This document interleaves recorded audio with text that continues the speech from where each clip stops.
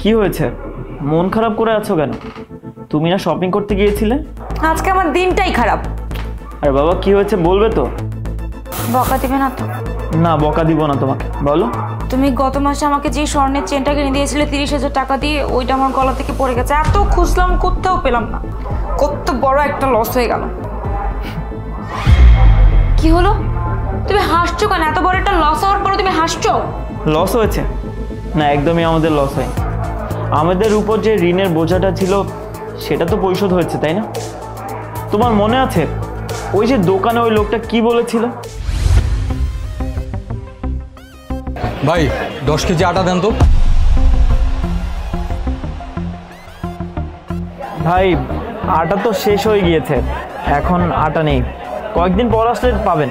কি রে ভাই, আপনার দোকানে যখনই আসি তখনই বলেন কিছু নাই।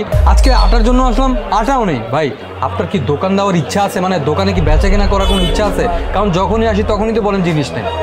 ভাই, কালকে এনে দিব, আপনি কোনো চিন্তা করবেন না। আরে ভাই, আপনি তো সবসময় এমন করেন। আমার মনে হয় কি আপনার দোকান চালানোর কোনো ইচ্ছা নাই, এর জন্য এরকম করেন না। আচ্ছা ঠিক আছে, আপনার সাথে কথা বাড়িয়ে লাভ নেই, আমি অন্য দোকান থেকে নিয়ে নিব। তুমি বলো তো, আমি এতগুলো জিনিস কোথা থেকে আনবো?